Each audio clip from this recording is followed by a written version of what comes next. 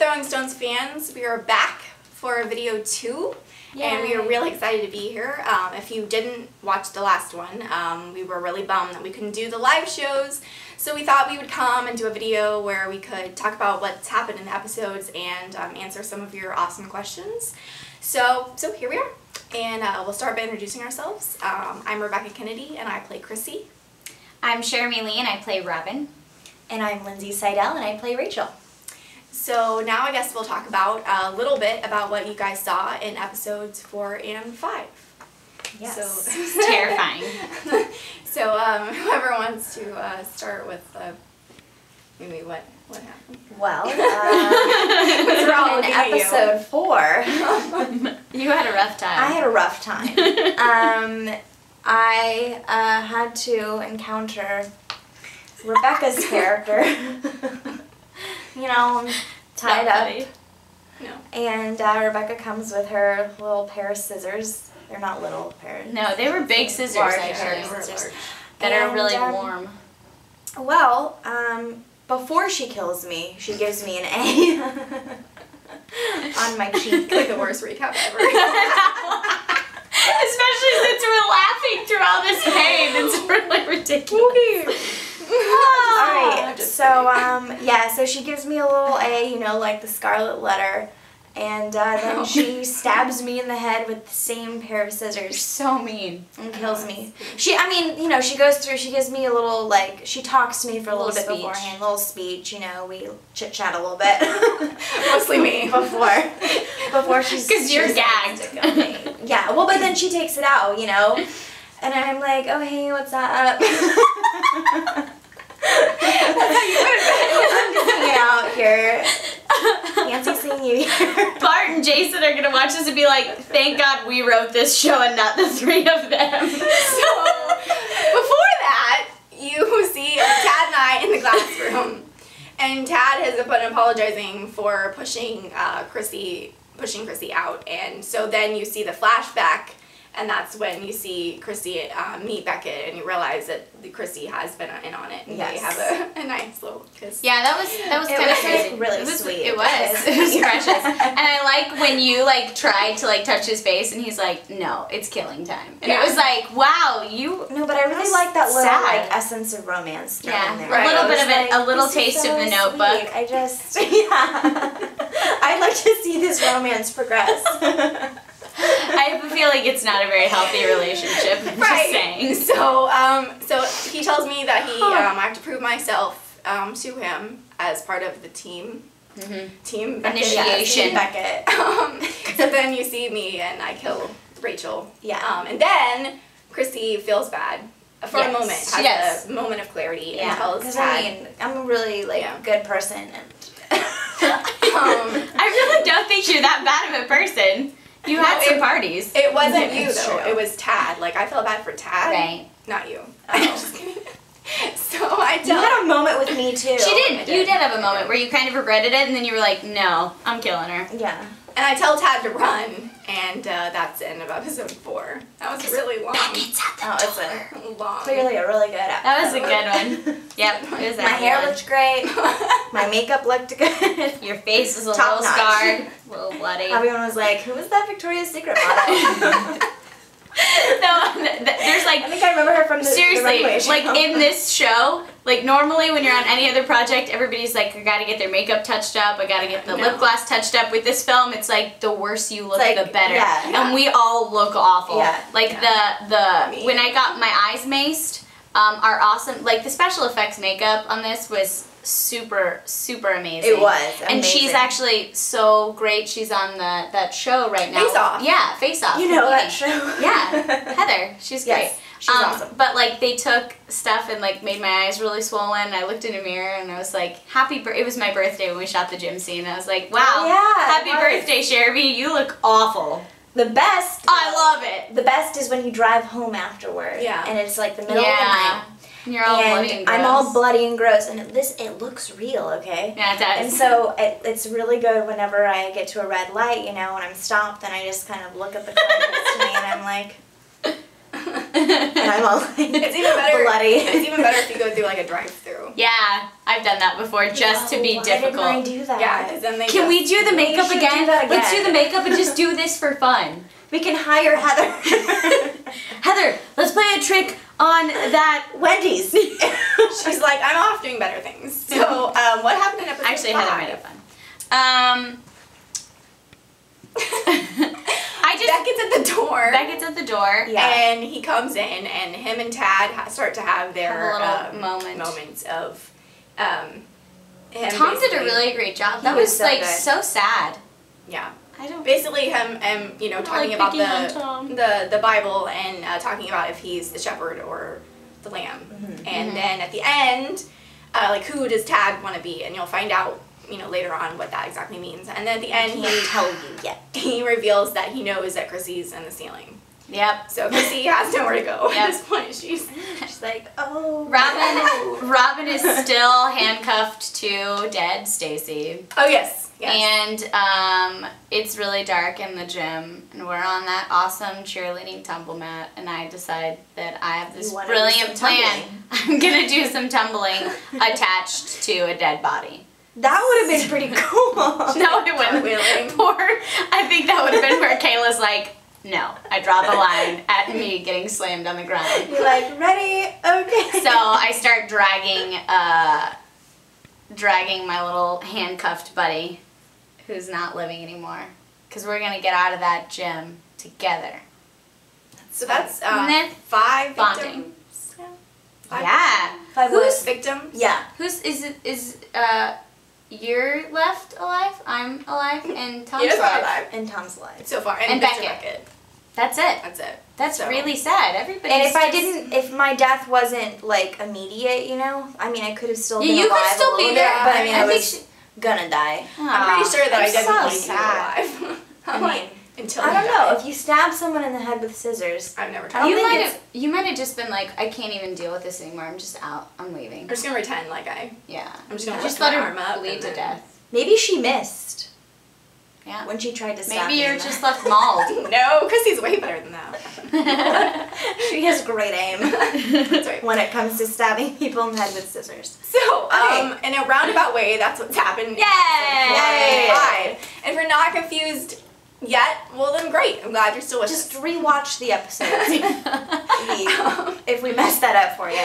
So now we're going to answer some of your fan but questions. you guys really are grateful now that you had the awesome writers that are Jason, not us, because that would have been better. It would have been that. Yeah, we do want to give a quick shout out to the crew. Yeah, who were amazing. Stellar. Yes. I've never felt so safe in doing those things that are totally unsafe. It was super awesome. You really have to be able to trust. And John Hughes was an amazingly supportive director. So good. He let us do whatever was natural for us, and then he would like to throw in a few Easter eggs from the other actors, which is always fun. Keeps it fresh, keeps it real. And Bart and Jason, who wrote this amazing web series, who did a wonderful job, really, with writing. And let us get to play. So we just wanted to give you guys a shout out and say you guys are awesome. So now we will answer some of your questions. I know I said it like that, but I think this is cool for the rest. We should have random accents. We should all change our voice. This is a perfect segue into this question right here. Just for all of us. Would you like to read it? I thought we were doing voices. Okay, Rebekah, you read it. I passed it to you so I wouldn't have to. Okay. I don't know how. I'm afraid I'm going to say David Boreanaz. I didn't want to read it. David Boreanaz. Okay, so you read it. You read the first one. Okay, the David Boreanaz, who plays Angel, and James Marsters, who plays Spike, both said that they were not friends with castmates on Buffy the Vampire Slayer or Angel, that it was just a job and they keep their social lives separate. Do you guys on Throwing Stones hang out as friends or in real life? Kurt, this is an awesome question, and I hope that you can totally see from just how painful it is for us to be sitting this close on this couch that we get. Can't see each other. Like, in all actuality, though, like Rebekah and I wanted to work together on something, and we'd been like typing on Facebook. We were like gonna write it ourselves. We were gonna write it ourselves, and we really a horrible idea. We wouldn't have gotten through it. So we were like, we should do this web series. It'd be so great. And Bart was like, what web series are you guys working on? And we were like, we don't have one. So he sent us the script for Throwing Studs. We were like, yes! And then I had known Lindsay from working on stuff together. And she was awesome in the final. She was amazing in the final. And so Rebekah, I don't know, somehow like we all got everybody hooked up, all of our friends. So we are working with our friends on purpose. Yeah, so, that's really the we were friends before. Well, I didn't know Rebekah before this, but we were all friends with at least one person in this web series. And now we're all buddies. And now, And I guess like maybe if it might be different, I guess, for you if you like are working on a TV show and for years, you know, you're like and you see each other every day. Yeah, but we see each other like for 3 days, maybe a year, because both seasons have been shot in 3 days. Yeah, very quick. And so we're always like, it's a huge family reunion. It is. We all want to go to dinner every night. Every night. Even though we get done at like 5 a.m., so I guess that would be breakfast. Well, even when I shot House Hunting, which I was there for like a month, we would work 6 days, and then our off day, we still like hung out. Yeah. I guess just, that's how it was. And it might be different for too. People that, you know, are working long periods of time. Like they on might, an actual TV show. If you see us laughing, it's my cat. She wants to be on camera. She is very much a star in her own I way. believe it. She's beautiful. Last time she was hiding because she was scared. She was scared of me. But this time she's out, so you probably can't see her. She's currently nuzzling the tripod. If the camera falls, that's why. That's why. So yeah, so anyway, to answer your question, yes, we are friends in real life. We love hanging out with each other, and it's even better when you get to shoot with people that you love. Yeah, because that's why we're having such a great time on this this mini show right here. We can't even handle our joy. We're having way too way too much fun. So, Lindsay, you I should will read this one. Okay, so this is for both Cherami and Rebekah. Not for me, I'm not included. So, both of you guys are acting in Throwing Stones and are associate producers. Does that affect how the rest of the cast sees or treats you both? I'm not going to tell you how I was going to say we should. You have to tell me how you think I think this should be directed at. This is also Oh, this was from Kurt. I'm so sorry, Kurt, that I didn't include you. I acted like this is my question, and it's not. This is all Kurt, okay? Great question. It is a good question. So Lindsay, I guess Lindsay should probably answer this because I don't think that anybody really. Did you perceive any? No. I didn't feel like we got any respect from the rest of the cast at all. I think they hated us. Yeah. No, like the only thing that we got to help with some of the promotional stuff and casting and other than that, like we were working on the set because we were really like when we got to set, our priority was acting. Yeah. So once that happened, we weren't really. So I guess the cast didn't really know or care. No, it made absolutely no difference. It really didn't. No, I sometimes forgot. we got no respect from the cast. Yeah. And clearly we didn't care. Anything really. No. It was fun. It was awesome. Yep, that's a great question. That was a good question. And people might feel be hostile. Yeah, or maybe bossy or maybe there are some people that are harboring some. I don't think so. I don't think so. No. Yeah. If you are, I'm sorry. All right. Next question. You want me to read it? Go for it. Okay. This is for all of us. Patrick sent this question in, so thank you, Patrick. A wise man And pirate. named I added that. Johnny Depp once said, "With any part you play, there is a certain amount of yourself in it. There has to be, otherwise it's just not acting." My question is, do you agree with this, and or is there a part of yourself in the characters you play in Throwing Stones? Totally. Oh yeah. Yeah. For me personally, same. I don't really, whenever I play a character in anything, I don't approach it as playing a character, actually. I don't really see it as I'm playing this other person who isn't me. I actually, because then to me it doesn't come off as real, then you're just imitating someone, you're making someone up who isn't a real person. For me, it's actually, I'm just being myself in a different set of circumstances. I'm just being me in the situation that I've been put in. So for me, I don't see it as that I'm playing a character. So yes, actually what you're seeing is entirely me in this. If you were being tortured. Yeah, in this situation. Yeah, I would agree. I mean, other than the fact that I am not an athlete. I've never played basketball in my life. You could tell. But that's what she would be like if she was an athlete. I did work on and it. clearly Robin wasn't so great either, so it's okay. Yeah, I know. I mean, but in her defense, you guys try to get your eyes maced and then try to save somebody's life under pressure. I don't think it would happen. Don't actually try that, though. Yeah, don't. I know. That's really a bad idea. You know I love you. I know. No, so, I mean, there were a couple things that I wouldn't, that is not me, but if I were in those situations, it's kind of hard to not have some of your own personal feelings get involved. I probably would have been a little more of a train wreck, really. Robin held it together a little bit better than I would have, so that tells you how, like, emotional I am. Yeah, I'm sorry, you didn't. No, yeah. Okay. I didn't want to interrupt you. Yeah, I think there's always a certain part of yourself. That's why, you know, we could all play Chrissy, but it would all be different variations. Right. Not everybody would play the same character the same way. I hope that I'm not crazy and psycho in real life like she is. But I can definitely relate. I think we can always relate to certain parts of our character. Like, you know, everyone probably had that moment where they felt lonely or misunderstood or like not a part of the group. And I've definitely felt that in my life. So I could definitely relate to that in her, not as far as the killing and the crazy part. Well, but you did probably, I would assume, like if I was in that position, you would have to say, like, what would it take in my life for me to get to the point where I might want to hurt somebody because I'm so desperate. That's actually really important, I think, for actors to realize when you get into characters like this, is that really, if you're a human, you're capable of anything. Yeah, Steph will push your buttons. Yeah, given the right situation and set of circumstances, we're all really capable of anything, and it's important to realize that if you're an actor. Otherwise, you can't justify it in your mind what you're doing, and you won't convince yourself that you're really going through that. Right. Which for Chrissy, which I think I'll talk about later because there was a question about it. There is. I think it's the next one.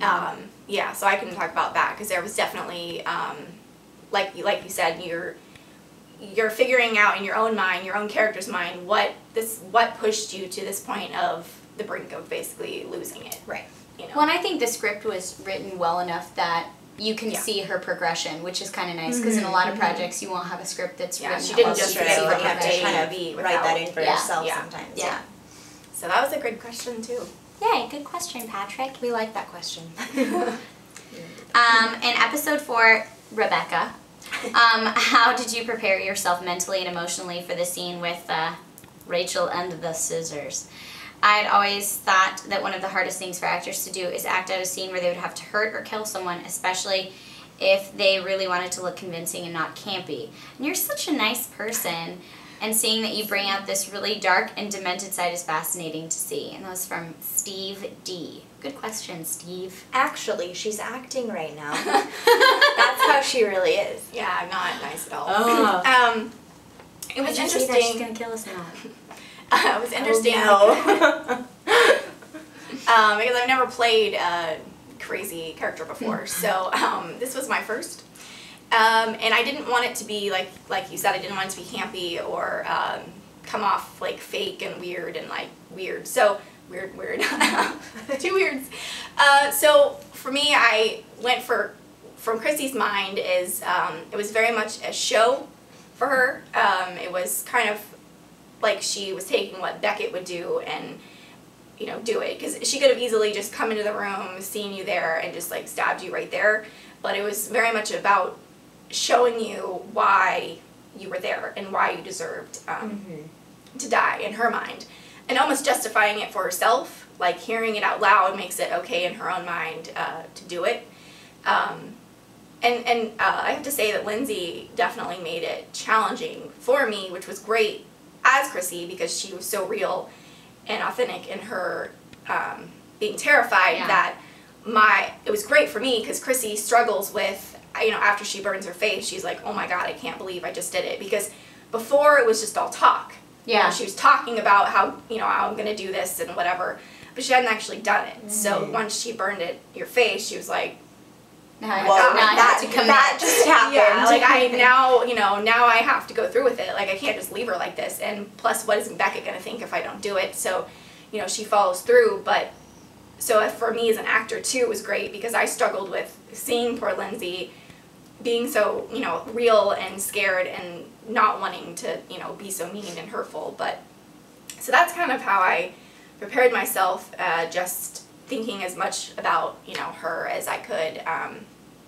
What she would be thinking and doing and feeling, and then just went with it. Yeah. So hopefully that answered your question. Groovy.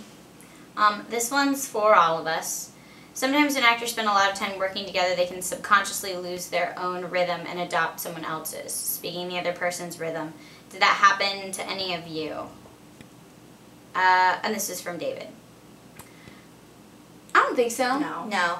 I find that that's not really a problem when it comes to like live action acting versus like I sometimes will have that problem if I'm doing voiceover. Totally. And I'm recording Especially if something. it's an accent kind of show. Oh yeah, and you're hearing someone else speak, and you're just going off of you're listening in your headphones or whatever, and so sometimes it's hard not to imitate that person. Yeah. Or at least their tone or rhythm. Yeah, exactly. But yeah, when it comes to like the non-voiceover acting, that's not really. Well, I think that's when it comes. For me, that's when it comes into play that it's a character. Like I could never pick up your, like, Chrissy's tone and inflections as Robin. You don't do that in real life. But, like, when we hang out as a group, like, sometimes we'll match each other's tones and inflections, just like as Cherami, Lindsay, and Rebekah, just because we're not concerned with, I have to maintain this character element that is not me. Because, yes, there's a part of it that's me, but there's a part of it that's also a heightened sense of reality that is not reality, if that makes any sense. Yeah. Well, and I think, too, the characters were written so differently that it was almost impossible. Plus, you don't really rehearse much. I mean, sometimes you do, depending on the project, but we really didn't at all much. Yeah. We kind of went through the blocking, but we didn't rehearse the lines, so you didn't really hear how the other person was going to say things until it happened. There really wasn't a chance That's something that's when you do things that are on film, there's not much rehearsing involved, so you don't run into that problem. I would say like probably with theater there's more of a problem with that because there's a lot more rehearsal involved, and you pretty much every time you perform it, it's performed the same way. Whereas with film, it could be different every time you shoot it. You kind of change it up a little bit. So it's a good question. That's a good question. This is also from David, and he asks, did any of us wish that we'd been cast as one of the other characters? I really wanted to be Principal Beckett.